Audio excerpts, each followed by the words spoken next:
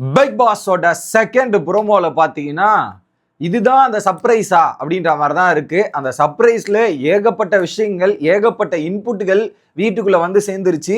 நாளையிலிருந்து கேமோட ஆட்டத்தை பாக்குறீங்களா, வேற மாதிரி மாறப்போகுது. ஆனா அதுல ஒரு ஃப்ரேமை மட்டும் என் மனசு ஏத்துக்க மாட்டேங்குது. அந்த ஒரு போட்டோவை பார்க்கும்போது கொஞ்சம் கஷ்டமா தான் இருக்கு. அப்படி என்ன ஏதுன்றதை பார்த்துருவோம். வணக்கம் மக்களே, நேஷனல் உச்சிலிருந்து உங்கள் மணிவண்ணன். சேனலுக்கு புதுசாக இருந்தீங்கன்னா சப்ஸ்கிரைப் பண்ணிடுங்க. வீடியோ பார்க்குற அனைவருமே மறக்காம லைக்கும் ஐப்பும் பண்ணீங்கன்னா வீடியோ பல பேருக்கு போய் சேரும். அந்த உதவியை நீங்கள் மறக்காம பண்ணிடுங்க கைஸ். நானும் எல்லா வீடியோலையும் சொல்கிறேன், இன்னும் பல பேர் பண்ணாமல் இருக்கீங்க. சப்ஸ்கிரைபரு தயவு செய்து பண்ணிடுங்க. இப்போ கண்டென்ட்டுக்குள்ளே போயிடலாம். ஸோ விஜய் சதுபதி நேத்தே சொல்லிட்டு இருந்தாரு, உங்களுக்கு ஒரு சர்ப்ரைஸ் காத்திருக்குன்ட்டு. நிறைய பேர் கமெண்ட்ல ஒயில்டு கார்டு என்ட்ரி வராங்களா, எக்ஸ் கண்டஸ்டன்ஸ் வராங்களான்னு கேட்டிருந்தீங்க. காலில் தான் யோசிச்சு பார்த்தா வீடியோ மெசேஜ் இல்லை லெட்டர் வரதுக்கான வாய்ப்பு இருக்குன்ற மாதிரி போன சீசனை கனெக்ட் பண்ணியிருக்கணும். அதை கனெக்ட் பண்ணாமல் விட்டேன். ஸோ அந்த வகையில் வீடியோ ஃபுட்டேஜஸ் வந்திருக்குது. அதை பேஸ் பண்ணி தான் ப்ரோமோவில் போட்டிருக்காங்க. குறிப்பாக 4 கண்டஸ்டன்ஸை பேஸ் பண்ணி வீடியோ ஃபுட்டேஜ். அப்போ எனக்கு அடுத்த ப்ரோமோவும் தெரிஞ்சிச்சு. ப்ரோமோ 3லையும் இந்த அடுத்த 4 கண்டஸ்டன்ஸ், ப்ரோமோ 4ல அடுத்த 4 கண்டஸ்டன்ஸ் வரிசையாக விட போகிறாங்க. அதில் முதல்ல இந்த ப்ரோமோவை பார்த்துருவோம். எஃப்ஜேக்கு ஒரு யூடியூபரு, கமருதீனுக்கு வந்து ஆரியன், சபானாவோட ஹஸ்பண்டு, கனிக்கு விஜயலட்சுமி, பிக் பாஸ் சீசன் 2ஓட one of the finalist Vijayalakshmi, survivor winner, இதோட ஃபைனலிஸ்ட்ன்ற மாதிரி பல பெருமைகளை சேர்ந்த விஜயலட்சுமி. பிரஜனுக்கு ஆரி வந்தாரு பாருங்க, அங்கதான் ஹைலைட்டு. அங்கதான் கொஞ்சம் கடுப்பா இருந்துச்சு. அவர் வராம இருந்திருக்கலாம், அது கொஞ்சம் வருத்தம். ஓகேவா?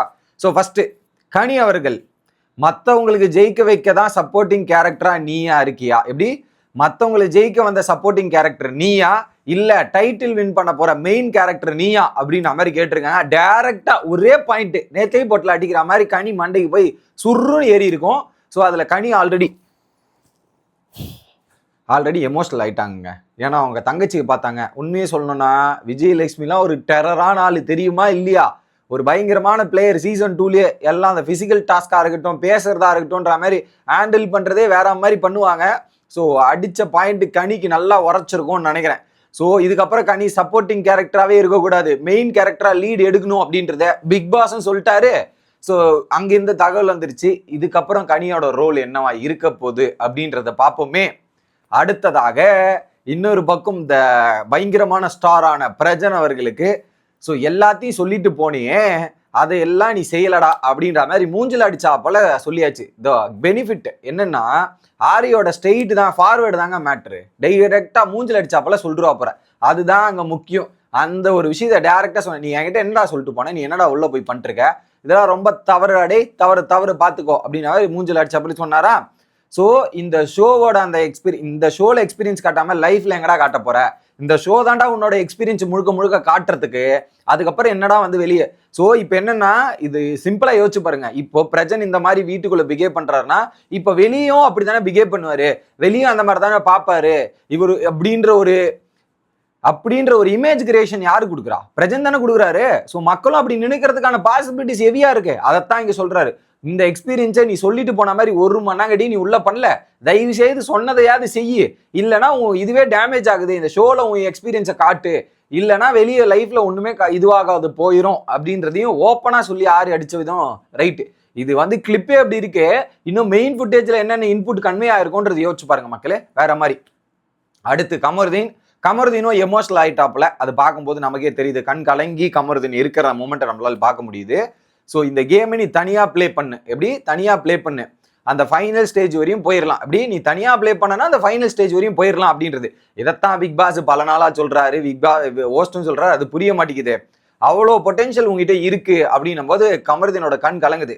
ஸோ கமருதீன் இங்கிட்டு ஒரு குத்து, அங்கிட்டு ஒரு கருத்து, காத்து வாக்கல அப்படின்ற மாதிரி 2 விஷயம் நடக்குதுல்ல, அந்த கேட்டகரியில அவாய்ட் பண்ணிட்டு ஸோ தனியா கேமை விட்டு அதெல்லாம் ஒதுக்கி வச்சிடறான்பா. இதுக்கப்புறம் கமருதீன் தான் இண்டிவிஜுவல் பிளேயர்ன்ற மாதிரி இறங்க ஆட ஆரம்பிச்சா கமருதீனுக்கு பெனிஃபிட் இல்ல. நான் அப்படிதான் இருப்பேன், பார்வதி பக்கமும் இருப்பேன், அரோரா பக்கமும் இருப்பேன் அப்படின்ற மாதிரி இருந்துகிட்டு இருந்தா ஸோ அவருடைய கேம் அவரை லாஸ் பண்ணிட்டு போயிடுவாருன்றது யதார்த்தமான உண்மை. அதுல மாற்றுக்கிறதே இல்லை. ஸோ அவருக்கும் கரெக்டான இன்ஃபர்மேஷன் கன்வே ஆயிடுச்சு. அடுத்து எஃப்ஜேக்கு, ஸோ அடுத்து வர 50 நாளைக்கு அடுத்து வர 50 நாளைக்கு பிக் பாஸ் வீட்டுக்குள்ள வைபே உச்சத்துல இருக்கணும். அதுக்கு நடுவுல எஃப்ஜே இருக்கணும். எஃப்ஜே தான் பிக் பாஸ், பிக் பாஸ் தான் எஃப்ஜே அப்படின்ற மாதிரி சொல்லாம சொல்றாராம் அவரு அப்படின்றதான் சொல்றாரு. இவருடைய பேர் எனக்கு தெரில மக்களே, மன்னித்து விடுங்கள். பேர் எனக்கு ஞாபகம் இல்லை, சீரியஸா தெரில, ஞாபகம் இல்லை தெரில அப்படின்றத வச்சுக்கோங்க. ஸோ பிக் பாஸ் வீட்டை வைபுக்கு எடுத்துட்டு வர்றது வந்து பாத்தீங்கன்னா எஃப்ஜே தான். ஸோ எஃப்ஜேக்கு அந்த கோவத்தை கண்ட்ரோல் பண்றது இந்த மாதிரி அட்வைசஸ்லாம் போயிருக்கும்னு நினைக்கிறேன். பட் என்டர்டைன்மெண்ட்னா எஃப்ஜே அதில் மெயின்டைன் பண்ணி நீ அடுத்த கட்டத்துக்கு நகருன்ற ஒரு இன்புட்டுமே போயிருக்கு.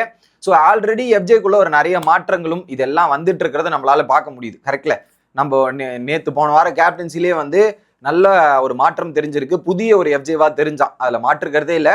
ஸோ இந்த ஒரு இன்புட் எல்லாம் எடுத்து எஃப்ஜேவோட கேமை மாத்தினானா பார்ப்போமே. ஸோ இதுக்கப்புறம் வர நாட்கள் கேம் வில் பி மோர் இன்ட்ரெஸ்டிங்கா இருக்கும்ன்றதை சொல்லிக்கிட்டு வீடியோ முடிக்கிறேன். Bye guys.